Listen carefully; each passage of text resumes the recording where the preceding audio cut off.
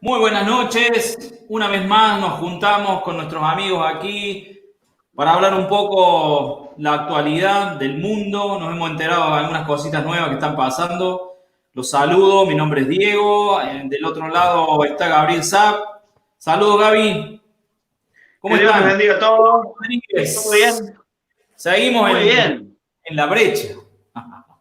¿Cómo están, Y che? ¿Qué cuentan? ¿Se cuenta Bien, algo? ¿Hay bien, bien, alguna bien. cosa nueva? ¿Alguna ¿qué, novedad? qué momento Todos los de días. cambios? ¿Qué momento Sí. de cambios? Hay un Sí. señor que dijo una palabra que se me grabó, dice, estamos en tiempo de corona crisis. Ah, ya le ponen Corona corona a todo, crisis. ¿viste? Le ponen corona a todo. ¿Cómo? Sí, ahora sí, sí, Yo sí. diría Es un... cambios muy rotundos, cambios muy rápidos, ¿no? Muy con una rapidez, una velocidad en estos meses que hemos pasado que han sido muy chocantes para mucha gente, ¿no? O sea, es acostumbrarse a algo nuevo, a un sistema, a todo lo que es una restricción de todo tipo, ¿no? Sí. Privados de libertad, Sí. privados de muchas cosas. Un cambio muy repentino y muy rápido, así para algo muy histórico. Yo creo que ha habido pandemias a través de la historia, pero bueno, esto, por lo que nos ha tocado vivir en esta generación, y yo creo que a ustedes también, nunca en mi vida había visto algo así, ¿no? Una cosa tan fuerte y tan repentina. Muy, muy vertiginoso. Y sobre Sí, todo que estamos viendo cumplir con rapidez los mm, escritos bíblicos, las sí, profecías, todo lo que se sí. habló y todo lo que todo el mundo pensaba que no, que eran cosas apocalípticas, como, utilizando esa palabra apocalipsis como algo, no sé, sonso, como algo del imaginario general y que como una Fantasioso, leyenda que fantasioso. no existe, Claro, una fábula, una fantasía, sí, una claro, fantasía más que todo. claro. Pero estamos viendo que las Ujú, cosas están ocurriendo, entonces, ¿es fantasía? ujú. ¿O es ¿Es verdad? realidad? ¿Fantasía o realidad? ¿Fantasía o ¿Fantasía o realidad? realidad? Y Claro. aquí Claro. estamos, bueno, para mostrar un poquito lo que vamos leyendo, lo que el Señor nos revela, que es trasladarnos un poquito al pasado, porque hay una frase que suelo utilizar desde que estamos hablando aquí, desde nuestras charlas, que es que el mundo es un museo de novedades. O sea, las cosas que vamos a ver, las que vamos a analizar hoy, las que venimos analizando antes, de alguna manera u otra ocurrieron antes, se repiten hasta que llegue a un punto que en la Biblia se llama colmo.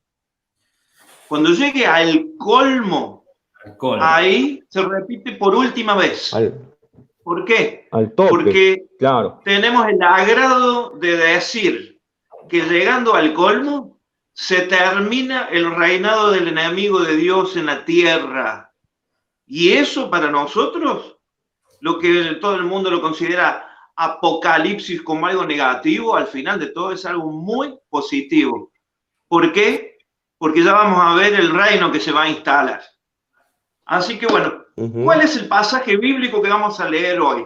Venimos de una seguidilla de charlas, hablando de algunas cositas relacionadas a lo que estamos viviendo ahora con lo que se vivió en el pasado y lo que es escrito en la Biblia. Sí, señor. Ahí en el libro Diego, ahí de tenés el el profeta texto. Daniel. Daniel, Daniel, Daniel en el 2. Daniel, libro del profeta Daniel. En el Cuando libro del quiera lo profeta leo, ¿eh? 2. Daniel, capítulo 2. Muy bien. Empezá a leer, Dice así: Diego. Tú, Sí. oh rey, Bien. veías y he aquí una gran imagen. Esta imagen, que era muy grande y cuya gloria era muy sublime, estaba en pie delante de ti y su aspecto era terrible. La cabeza de esta imagen era de oro fino, su pecho y sus brazos de plata, su vientre y sus muslos de bronce, sus piernas de hierro, sus pies en parte de hierro y en parte de barro cocido. Estabas mirando hasta que una piedra fue cortada no con mano e hirió a la imagen en sus pies de hierro y de barro cocido y los desmenuzó. Entonces, desmenuzados también el hierro, el barro cocido, el bronce, la plata y el oro, y fueron como tamo de las eras del verano, y se les llevó el viento sin que de ellos quedara rastro alguno. Mas la piedra que hirió a la imagen fue hecha un gran monte que llenó toda la tierra. Seguí vos, Gaby. Bien. En esta versión que tengo de la Biblia Católica, le voy a resaltar el versículo 35, que dice: entonces fueron pulverizados al mismo tiempo el hierro, la arcilla, el bronce, la plata y el oro, fueron como paja en la era durante el verano. El viento se lo llevó y no quedó ningún rastro. En cuanto a la piedra que había golpeado a la estatua, se convirtió en una gran montaña y llenó toda la tierra. Entonces, el profeta Daniel, que le estaba no solamente explicando cuál había sido el sueño del famoso rey Nabucodonosor, pasa ahora a explicarle la interpretación. Entonces dice en el versículo 36, este fue el sueño. Ahora diremos su interpretación en presencia del rey. Tú, rey, eres el rey de reyes, a quien el Dios del cielo ha conferido la realeza, el poder, la fuerza y la gloria. Él ha puesto en tus manos a los hombres, los animales del campo y las aves del cielo, cualquiera sea el lugar donde habitan, y te ha hecho dominar sobre todos ellos. Por eso la cabeza de oro eres tú. Después de ti surgirá otro reino inferior a ti, y luego aparecerá un tercer reino que será de bronce y dominará sobre toda la tierra, y un cuarto reino será duro como el hierro, así como el hierro tritura y pulveriza todo, como el hierro que destroza, él los triturará y destrozará a todos ellos. También has visto los pies y los dedos, en parte de arcilla de alfarero, en parte de hierro, porque ese será un reino dividido. Habrá en él algo de la solidez del hierro, conforme a lo que has visto, del hierro mezclado con la masa de arcilla. Pero como los dedos de los pies son en parte de hierro y en parte de arcilla o de barro, una parte del reino será fuerte y otra frágil. Tú has visto el hierro mezclado con la masa de barro, porque ellos se mezclarán entre sí por lazos matrimoniales, pero no llegarán a adherirse mutuamente como el hierro no se mezcla con la arcilla. En los días de estos reyes, el Dios del cielo suscitará un reino que nunca será destruido y cuya realeza no pasará a otro pueblo. Él pulverizará y aniquilará a todos estos reinos, y él mismo subsistirá para siempre. Porque tú has visto que una piedra se desprendía de la montaña sin intervención de ninguna mano, y ella pulverizó el hierro, el bronce, la arcilla, la plata y el oro. El Dios grande hace conocer al rey lo que va a suceder en adelante. El sueño es cierto y su interpretación digna de fe. Muy bueno. Como relataba hace unos segundos, fue el sueño que tuvo este monarca, este gran rey Nabucodonosor, un sueño que lo turbó muchísimo, inclusive perdió directamente la memoria de lo que había sido el sueño. Entonces, bueno, la historia nos cuenta que él convocó a todos los sabios del reino que le dijeran cuál había sido el sueño y luego la interpretación. Ninguno de los sátrapas, ni uno de los sabios, ni uno de los hechiceros, de los brujos y de todos los que estaban rodeando su reino, que comían y se mantenían de ese reino, pudieron hacerlo sino el profeta Daniel, después de pedirle un momento en el cual se comunicase con Dios para que Dios, nuestro Dios, le transmita no solamente el sueño, sino el significado de esto. Entonces, bueno, comenzamos a ver las características que habíamos estado viendo en la otra bestia que habíamos leído también en una visión, que se trata más o menos de lo siguiente. Queremos ir adelantándonos. Se trata de lo siguiente. El rey Nabucodonosor, Babilonia la grande, Babilonia fue y será hasta que Dios lo designe y la quite del medio espiritualmente hablando, la fuente de la influencia anticristiana a todo el mundo. De allí surgen, de allí surge sin ir más lejos, no solamente este monarca, sino una serie de cuestiones que de una manera u otra influencian inclusive hasta el cristianismo, muchos siglos después. Después de este rey, si alguno de ustedes quiere acrescentar algo, por favor me lo dice. Después de este rey, se van sucediendo Gaby, otros imperios. Para entender un poquito, Gaby, perdón. Vamos a ir viendo un poquito, me gustaría que expliquemos un poco, ¿sí? Con relación a qué significaría cada parte de esta estatua, ¿no? Un poco ahí que sería el bronce, el hierro, porque acá, otra versión, yo acá tengo otra interpretación, eso los estaba escuchando, tenemos una interpretación distinta del mismo texto, y ahí se dan otros sentidos del texto, o sea, al tener otra versión como que da otro sentido de que podamos entenderlo de otra forma. Pero bueno, haciendo un poquito de énfasis de lo que habíamos hablado otra vez, que habíamos hablado de las bestias, ¿qué significaría este sueño un poco, ¿no es cierto? Y cómo llegaríamos, me gustaría que expliquemos, o puedas explicar, cómo llegamos a entender qué significa esta estatua que estamos viendo, ¿no? Fíjate que hay varios reinos. Tenemos ahí del 600, no alcanzo a ver, 600 al 605 a.C., al 539, a Babilonia, tenemos el medio persa, el griego y el romano, ¿sí? Habíamos hablado un poco de las bestias, de qué significaba la otra vez, o sea, en la otra charla, qué era cada esto. Pero me gustaría que expliquemos un poco para ir sintetizando las cualidades de estos reinos. Fíjate que cada uno tenía una característica distinta y cómo desencadena en la última bestia, ¿sí? Y más o menos es lo que tendríamos que ver para entender cómo sería este personaje que en Apocalipsis aparece con estas cualidades similares. ¿Qué les parece?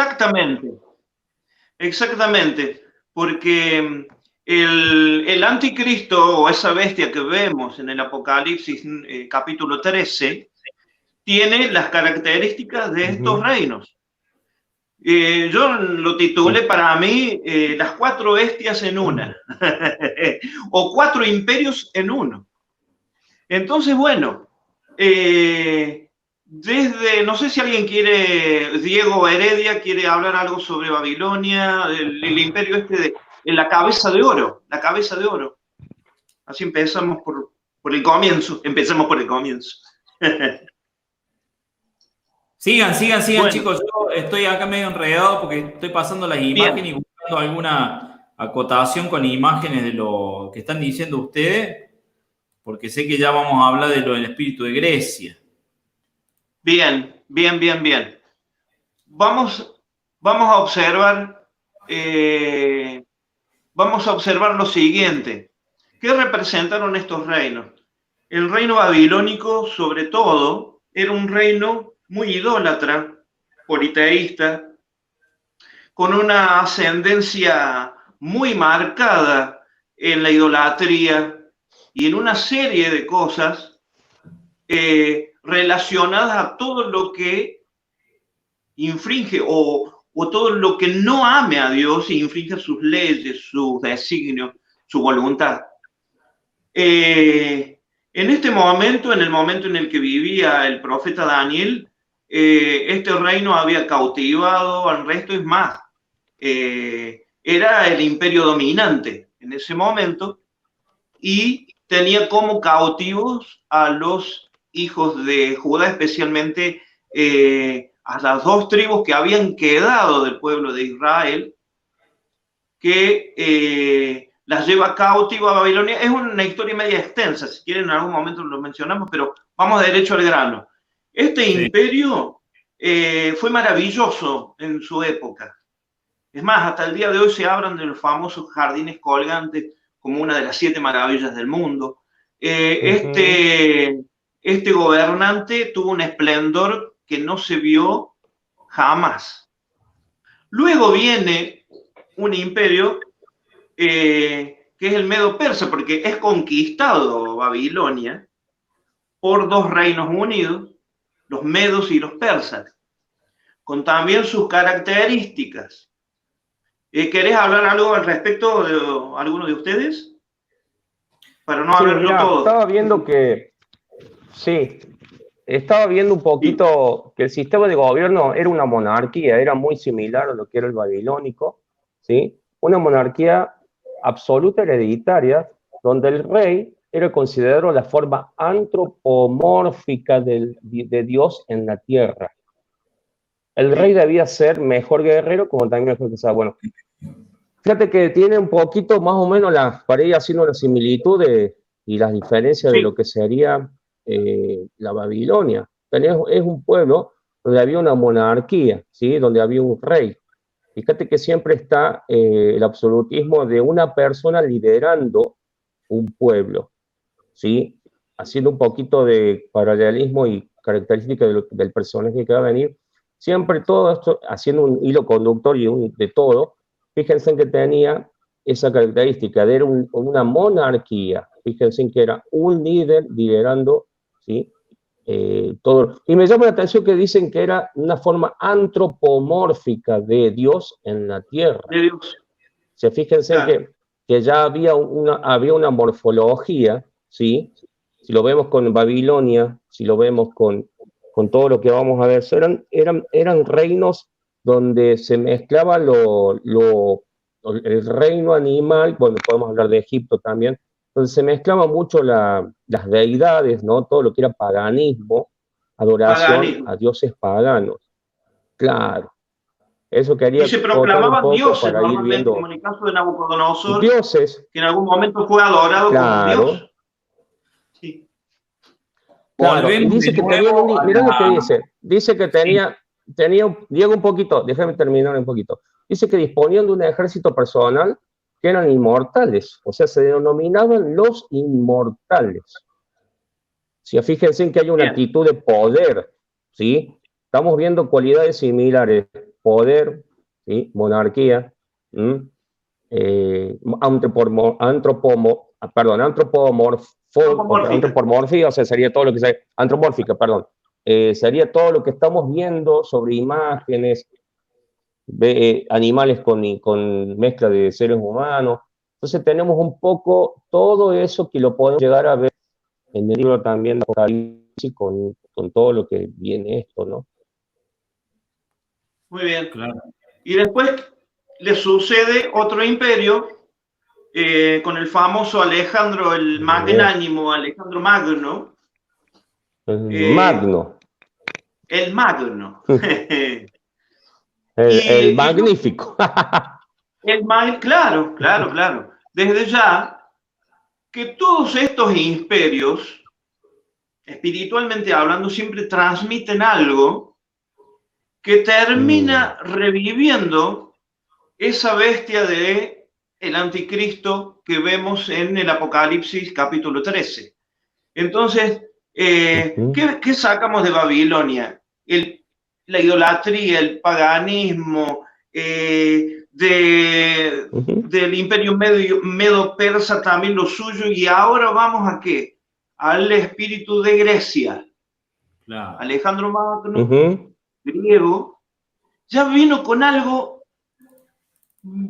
mucho más importante para lo que estamos viviendo hoy en día, que es traer la filosofía. Tengamos en cuenta lo siguiente: el pueblo griego se destacó por sobre todas las cosas por adorar, si se puede decir, al conocimiento.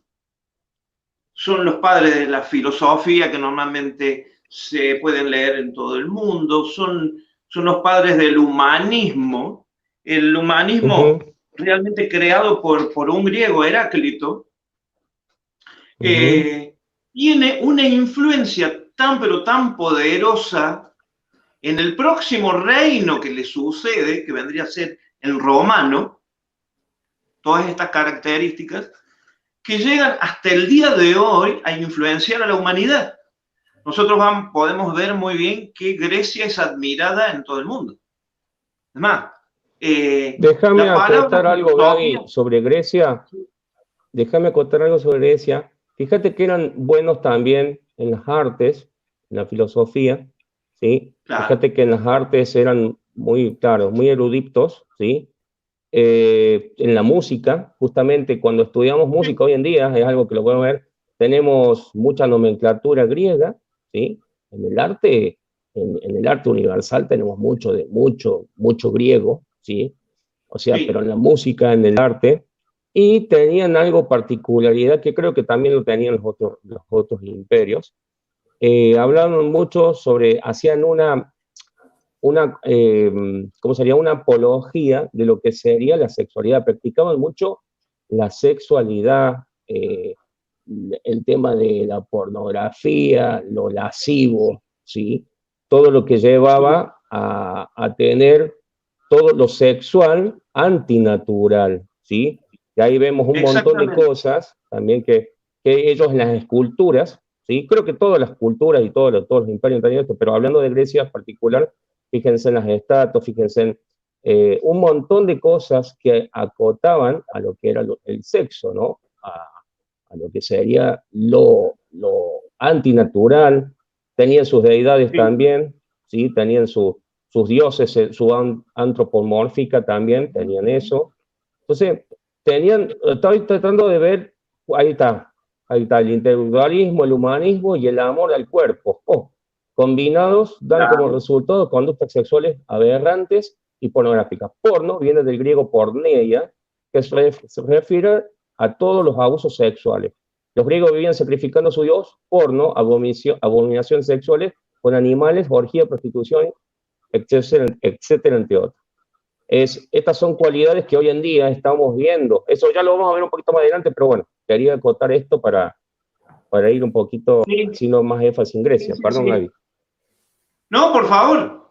No. Este señor Heráclito, ¿qué es lo que hace al final de todo con el humanismo? ¿Qué intenta hacer y qué impone en el mundo? Algo muy importante y que de pronto consigue descentralizar la seguidilla de imperios anteriores, porque él directamente se empieza a basar en el humanismo como un centro, en el humano como un centro, como mencionamos en algún momento en el número 6, y de esa forma desviar la visión de un Dios superior.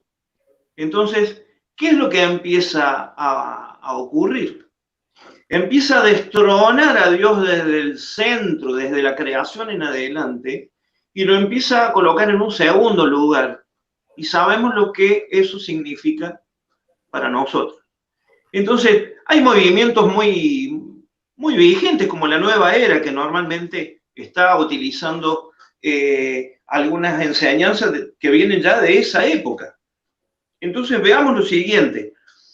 Se suma el hombre intelectual, el hombre que lleva todo al raciocinio humano, dejando a Dios de lado, y por otro lado entra la diversidad, como nunca se había visto en esas épocas.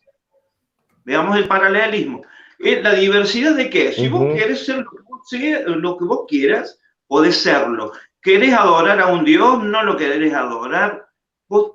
Existieron un conglomerado de ideas y cosas que podían convivir, y ellos, en algún momento, como señala el apóstol Pablo, hasta le habían hecho un altar al Dios no conocido, por las dudas. Como creemos en todo y como todo nos sirve y como todo nos cae, como si querés ser filósofo, querés ser guerrero, o si querés ser homosexual, o si querés tener un niño y practicar la pedofilia, puede llegar a ser parte de todo.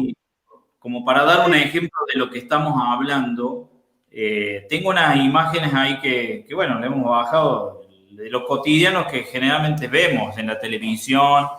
Yo me acuerdo que antes se decía una mala palabra en la televisión y clausuraban el programa.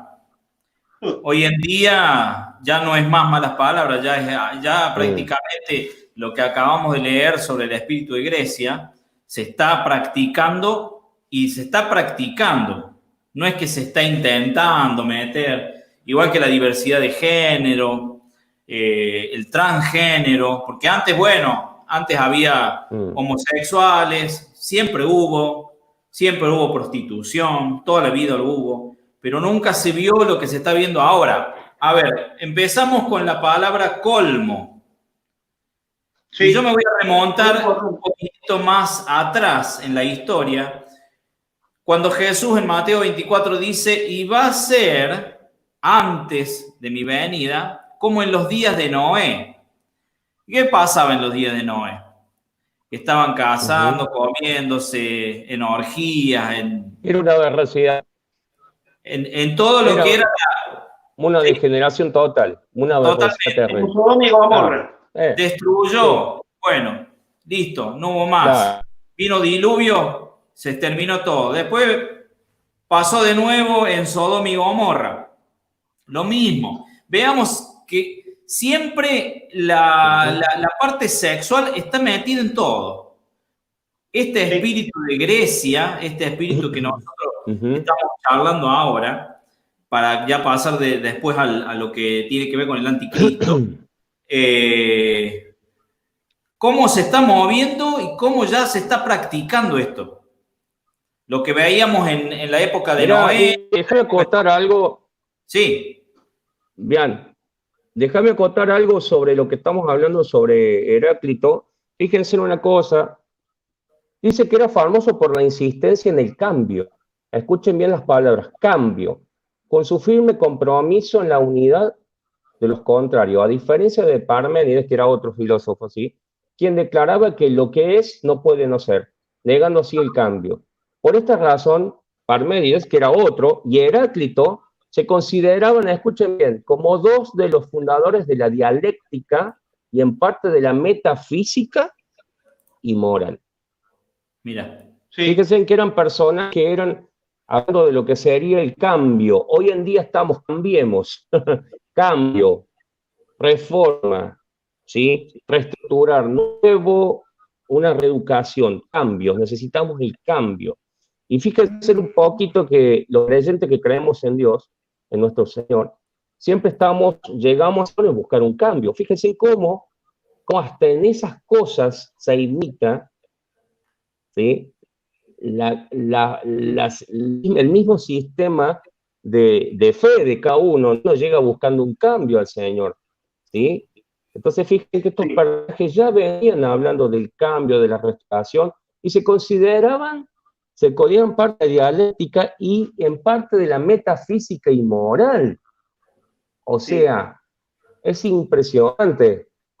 La dialéctica es originada un método de conversación o argumentación análogo a lo que actualmente se llama lógica.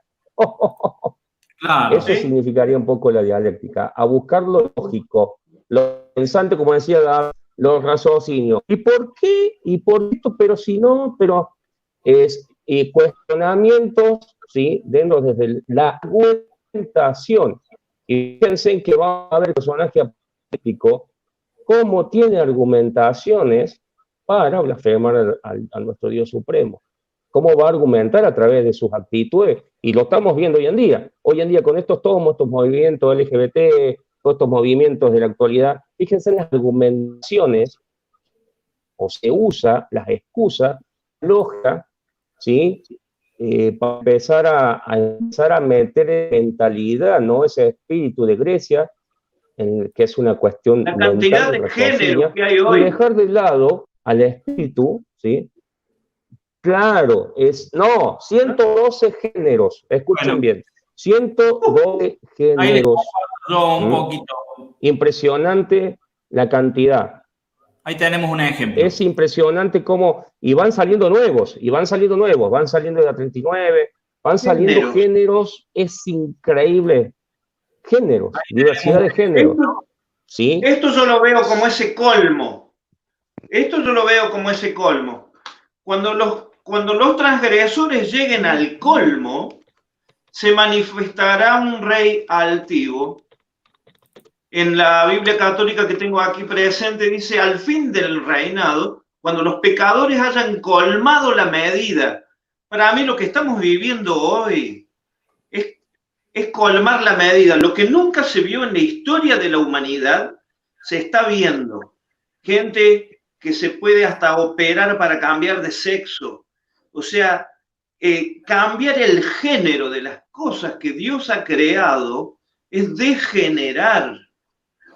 Y en varios aspectos, por ahí no nos da tanto el tiempo para hablar, desde lo que nos está alimentando hoy, con los granos transgénicos y la cantidad de elementos que están siendo manipulados de forma no natural, hasta el área sexual. Es una cosa impresionante, nunca se vio en la historia, en la cual hoy se están educando a los niños para que elijan de qué género quieren ser, cuando hay más de 100 géneros según ellos. Entonces, ¿no parece el colmo? Según la ONU, Gabriel, 112 según la ONU. O sea, según la Organización ONU, de las Naciones Unidas, 112 géneros. Dice, no hay dos géneros, no hay dos sexos, perdón, dos sexos, hay 112. Claro. ¿Sí? Claro. Entonces, en épocas de Sodoma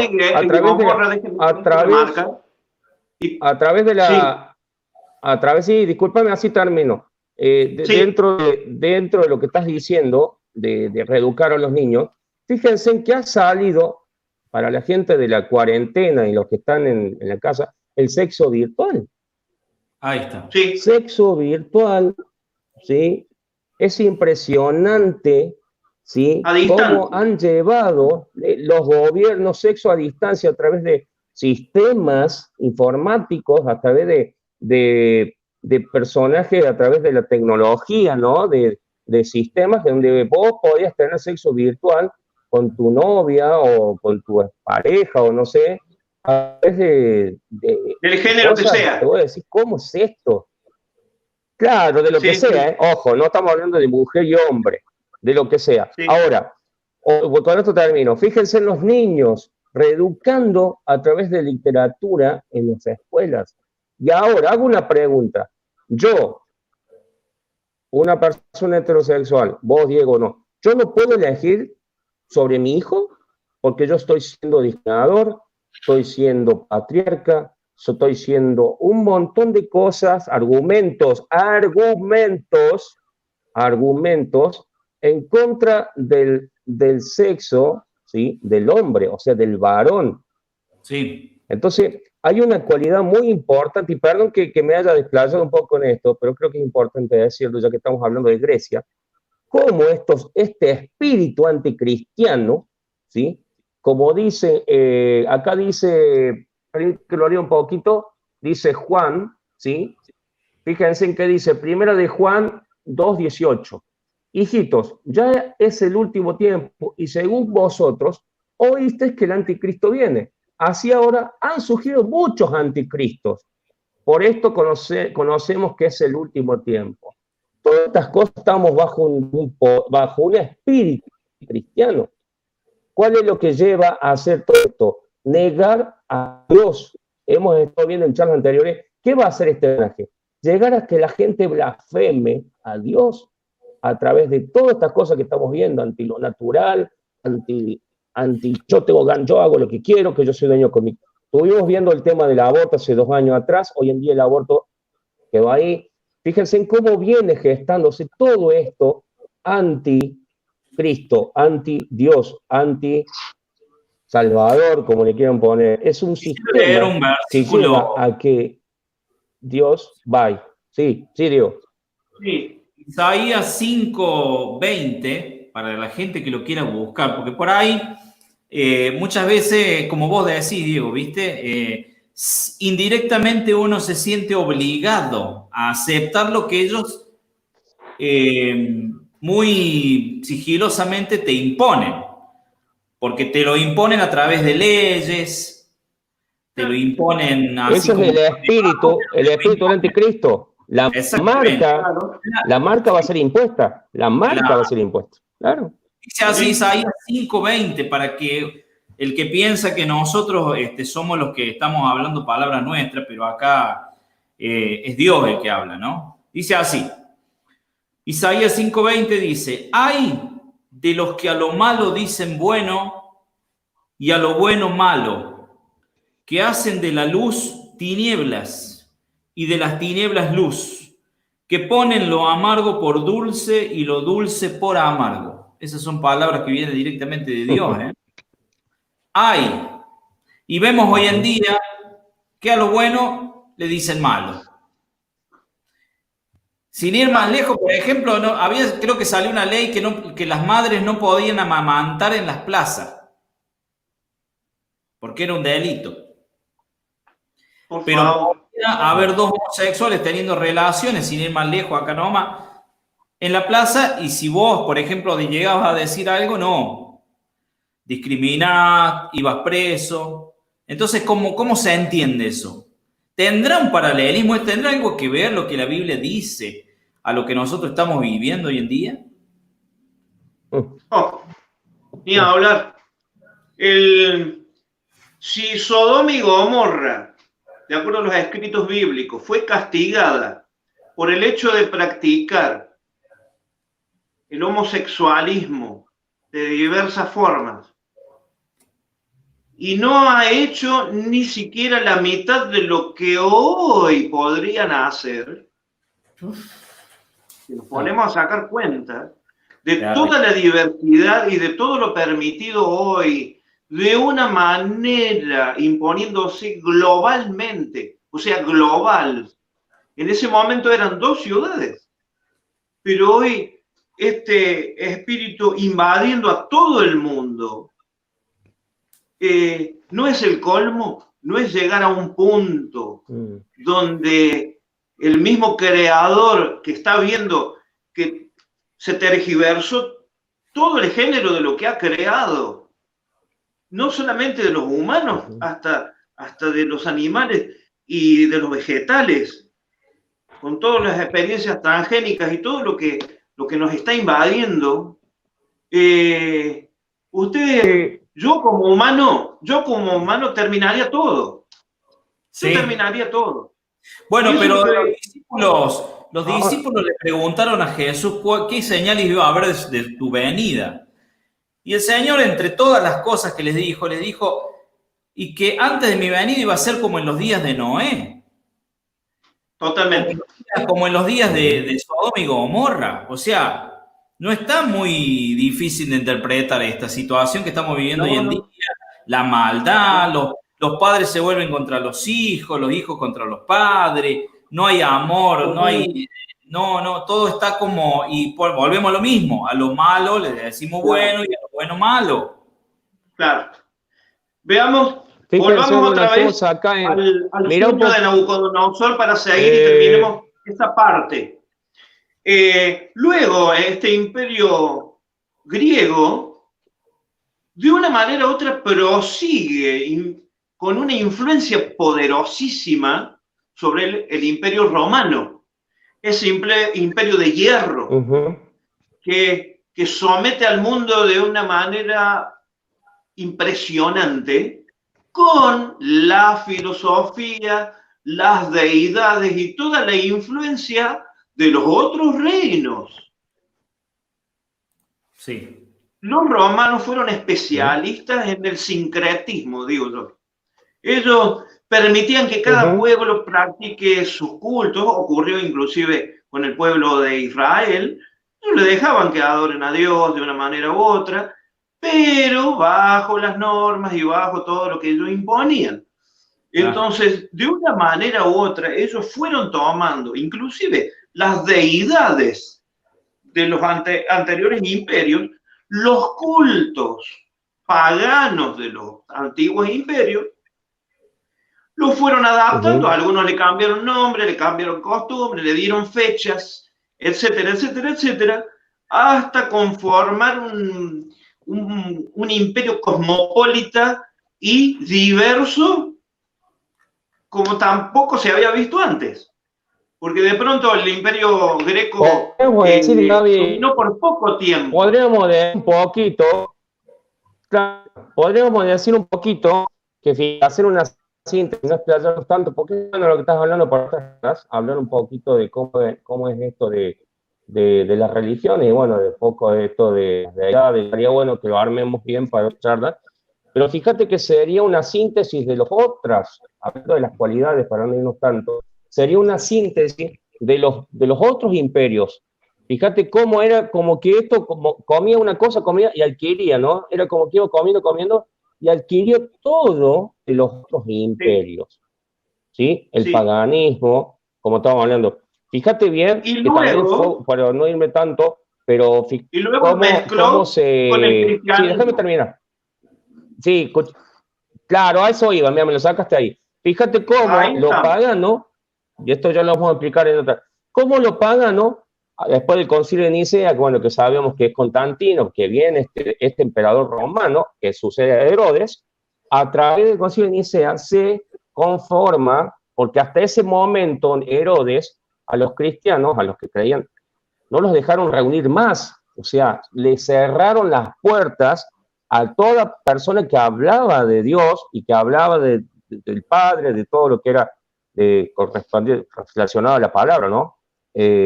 Pero fíjate cómo este otro emperador viene a decir, bueno, los cristianos vengan, les da el lugar, pero se empieza a mezclar lo pagano, cristianizando las deidades de todas estas cosas. Y eso ya lo vamos a explicar, estaría bueno explicarlo en otras charlas porque hay mucho para hablar sobre mucho y nos vamos a dar cuenta que todas las deidades de las religiones simbolizan lo mismo y se cristianizaron después. ¿Qué te parece? Pero déjame observar lo siguiente para ir bien a fondo, rapidito. Sí. Se mezcla el barro con el hierro. Pero, ¿qué aparece? Estamos viendo que hay una unión ahí que tampoco se había dado en los imperios anteriores. Tengo una pregunta. Sí. ¿Qué sería el barro y qué sería el hierro? Para explicarle a las personas, para que entendamos. ¿Qué sería el barro y qué sería el hierro? Hay varias opiniones. En la que a mí me gusta, en la que he tomado como más válida, si se puede decir, es la unión eclesiástica con el ejército. O sea, el imperio romano de hierro con ese sincretismo religioso y todo lo que se fue uniendo, que más adelante vamos a hablar. Pero prácticamente a lo que yo quiero decir ir... que son gobernantes, claro. Nos importa... Religión con gobierno, claro. Claro. Se torna un imperio mezclado. Más adelante vamos a ver, lógico, que después de Constantino, como estabas mencionando vos, ya empieza a existir un gobierno que luego se torna un estado, que hoy llamamos el Vaticano, pero que pasó... Que ya no es la Roma imperial, claro. Por siglos y siglos. Pero luego aparece una piedra que se transforma en un gran monte y en un gran reino. Y eso es lo que me emociona muchísimo, discúlpenme, pero voy a decir, bueno, después de todas las vicisitudes, de todos los problemas, de todos los cambios negativos, aparece una piedra no cortada con mano humana. Sí, señor. Aparece una piedra que arrasa e instala un nuevo reino. ¿Quieren acotar algo? ¿Qué reino será ese? Bueno, dice el versículo, la piedra que todos desecharon vino a ser, ¿cómo dice? A ver si se lo saben ustedes. La piedra angular. La piedra angular. Jesucristo. Y esa es la mejor parte, ¿no? Esa es la mejor parte. Sí. Sí, señor. Sí, señor. Y bueno, claro esa que es la sí. esperanza que nosotros tenemos. La esperanza, comentarle a la gente de que todas estas cosas, todos estos videos que hemos estado haciendo, la idea de todo esto es informarles lo que dice la Biblia sobre estos tiempos que estamos a punto de vivir, que estamos viviendo y a punto de no vivir nosotros porque no vamos a participar. ¿Y por qué no vamos a participar? Porque la promesa dice que... Lo dejamos para otra charla.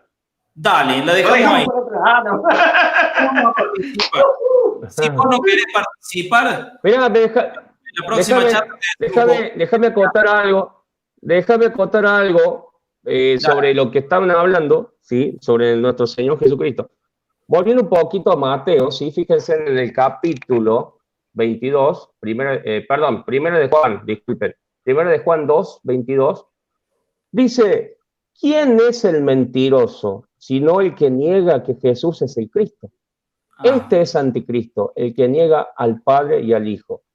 O sea, entendiendo un poquito de la esperanza y hablando de la piedra angular, fíjense en que en estos tiempos, aquel que niega la piedra angular a nuestro Salvador, a nuestro Mesías, o Messiah en inglés, o como le quieran poner, nuestro Señor, fíjense en que todo eso sería un anticristo. También la palabra habla que el que niega, ¿sí? Y lo trata de mentir, el que niega al Padre y al Hijo.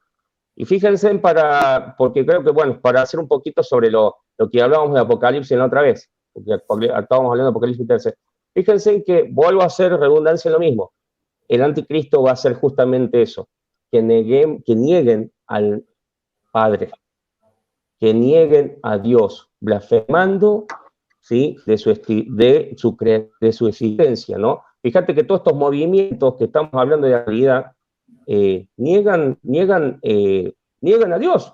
Es más, vos le hablas a una persona, no, yo no creo en Dios, mi Dios es esto, hablábamos en la otra charla, que es la oración, ¿no?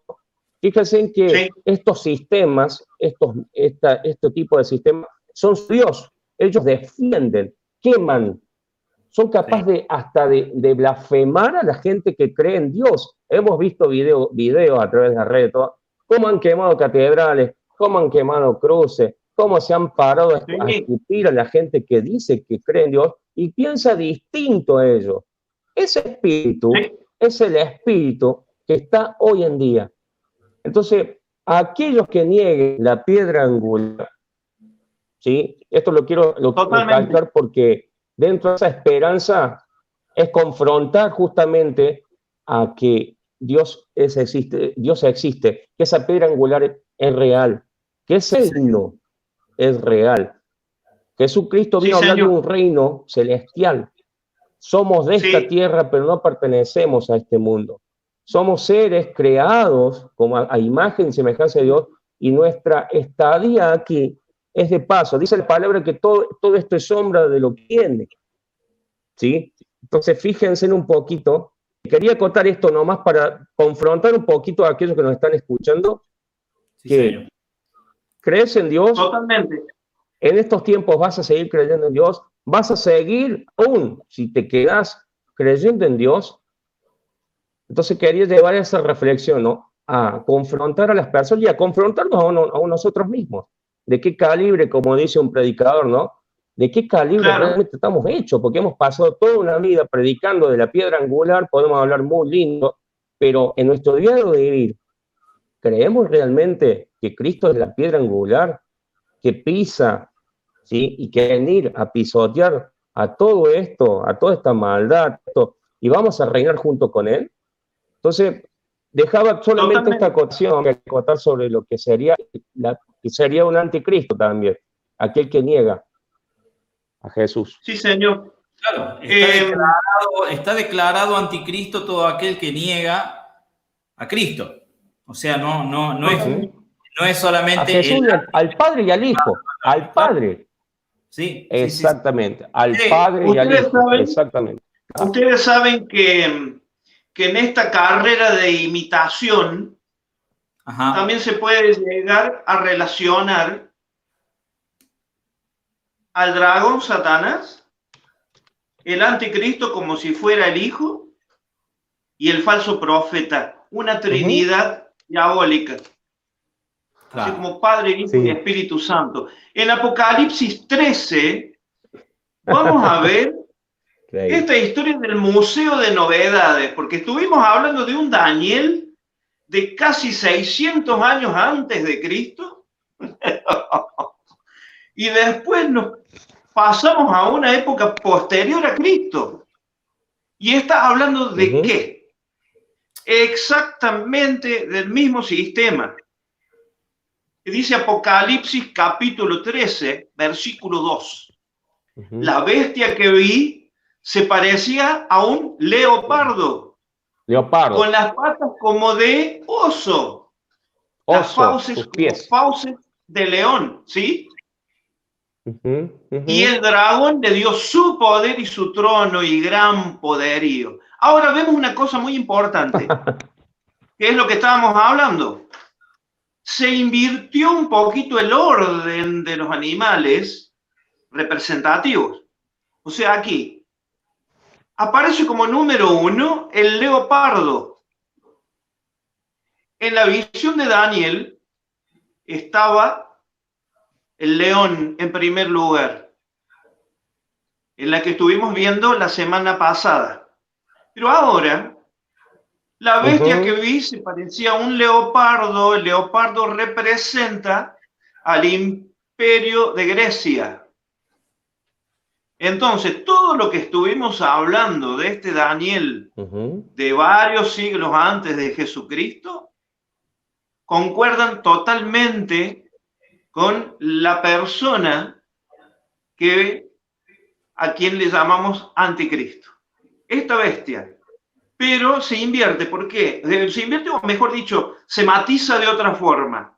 El imperio de Grecia, ese espíritu greco, invade con tanta fuerza el mundo, que luego las patas de ese oso medo-persa, que representa la fuerza, que tiene unas costillas en la boca, todos ustedes pueden después conferir y ver las escrituras bíblicas, esa fuerza bélica, esa fuerza de ir del choque, de la conquista. Los medos persas conquistaron al imperio más importante del mundo, entonces algo tenían, ¿no?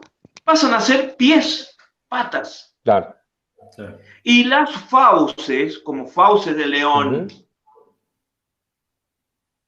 y el dragón, Satanás, le dio su poder y su trono y gran poderío. Y entonces... fíjate, Gaby, que acá en eso que estás hablando, en eso que estás hablando, Gaby, fíjate que hay unas cualidades. A mí me encanta ver las cualidades, o sea, comparar una cosa con otra y llegar al mismo punto, al hilo conductor. Fíjate que vemos un poco la antropomórfica a través de esto, porque fíjate que a través de estos reinos simboliza sus deidades a través de la antropomórfica. Fíjate que tienen autoridad, viene con autoridad, con poder, con fuerza. Para hacer una síntesis de todas las veces, para ya ir ya terminando, fíjate que autoridad, poder, ¿sí? Gubernamental, ¿sí? Político, religioso. Sí. Fíjate cómo se va a levantar esto. Estas son las cualidades de estos personajes.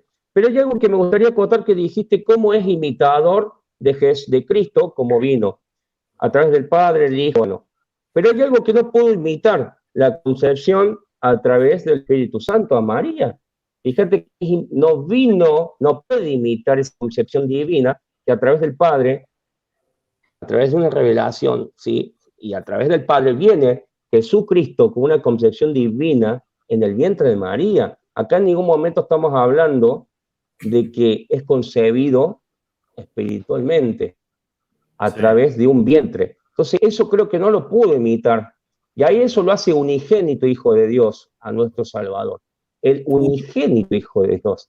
O sea, va a poder imitar la forma, disimular más o menos entre esto, otro, pero no va a poder imitar eso. Entonces, eso quería dejar un poquito en claro la imitación, como para que veamos que hasta que tiene un límite, o sea, no puede ser igual que al Altísimo, como él siempre quiso ser. Y ante todo esto va a querer ser, buscar ese poder, esa ambición de poder, porque eso es lo que va a buscar este personaje y todos los personajes que estamos viendo, es ambición de poder y llegar a ser como el Altísimo. Perfecto, perfecto. Nuestro Dios es el único digno de adoración.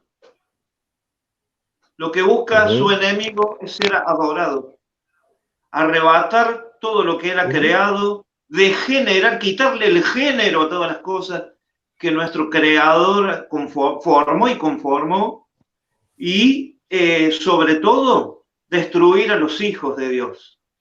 De una manera u otra, el imitador hasta va a imitar sellando. Miren las conversaciones que vamos a tener. Todo esto, gente, viene una seguidilla de conversaciones que hacemos obvias porque anteriormente las hemos pronunciado o hablado, pero básicamente nosotros nos estamos basando en ¿qué? Buscando la similitud o comparando el pasado con el presente a través del cumplimiento de las profecías bíblicas, a través de lo escrito por la Biblia.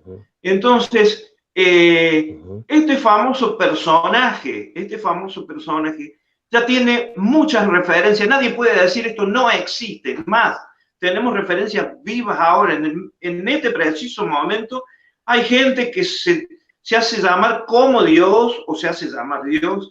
Hay gente que es adorada. Hay gente que dice que representa al Espíritu Santo de Dios. Y hay gente que dice que es puente entre Dios y los hombres.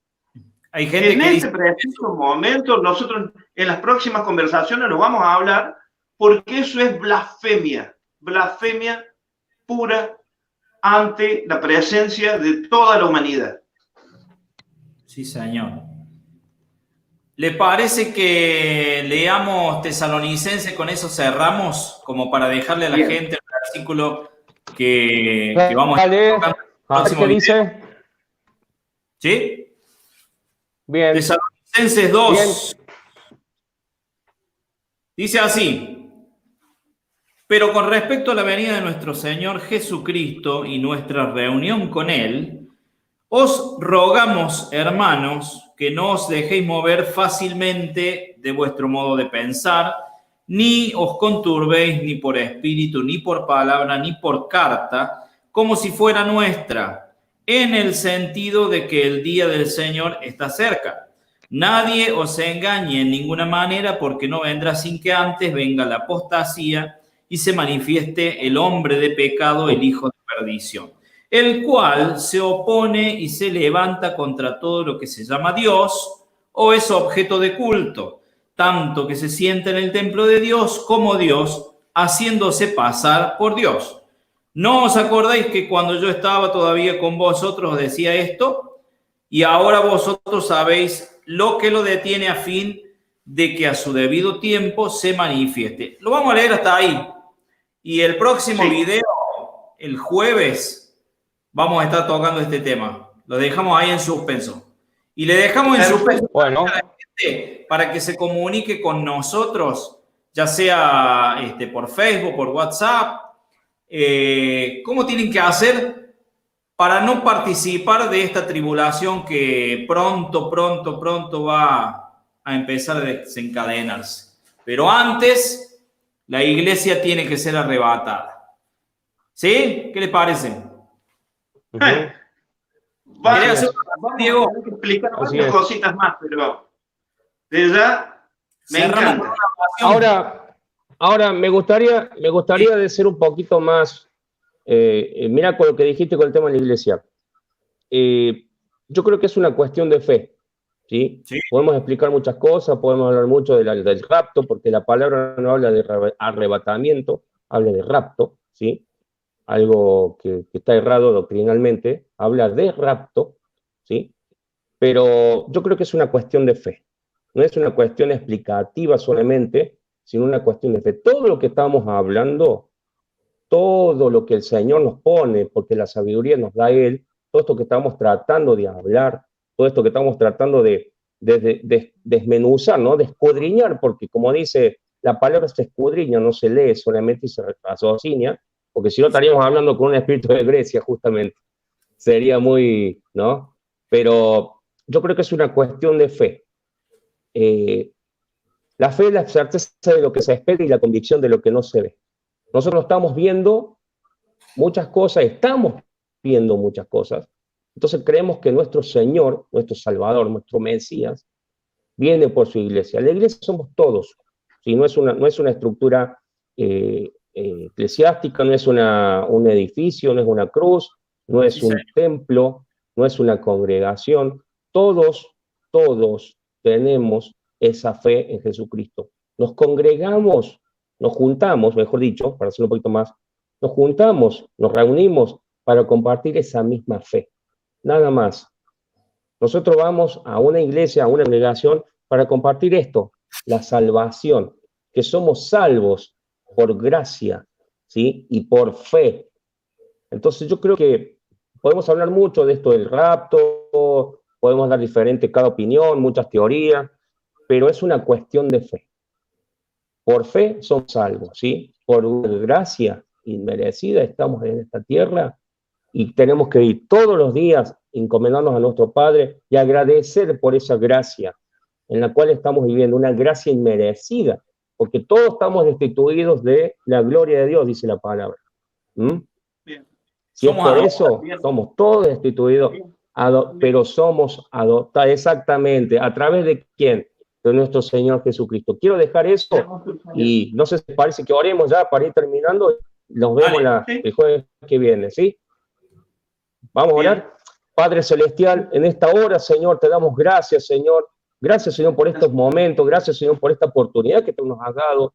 Señor, este tiempo, Señor, que sabemos que el tiempo, Señor, es valioso, Señor, y a la vez, Señor, debemos aprovecharlo en un tiempo de calidad, Señor. Y qué mejor hablar, Señor, de estas cosas que revelan, Señor, que iluminan, Señor, nuestro entendimiento a través de tu Espíritu, Señor. Gracias, Señor. Gracias por darnos esta oportunidad de poder compartir con las personas que están escuchando y están viendo estos videos, Señor, que hay una salvación, que hay una vida eterna, que hay una esperanza, Señor, que hay un porvenir, Señor, de bienaventuranzas, como dice tu palabra, Señor. Gracias, Señor, por esto, Señor. Te pedimos, Señor, que en todo lo que hablamos, Señor, seas tú el que habla, Señor. Nos guíes, Señor, a través de tu palabra, a través de tu entendimiento, Señor, Señor, del Espíritu Santo y no humano, Señor.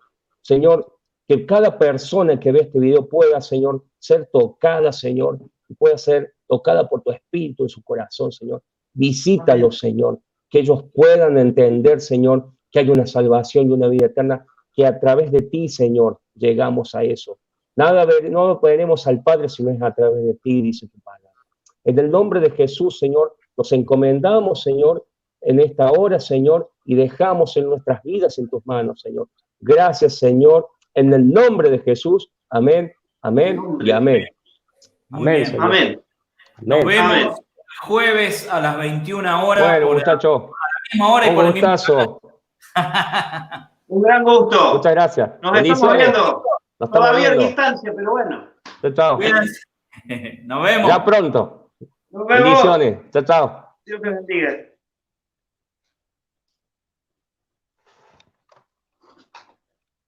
Así es, Dieguín.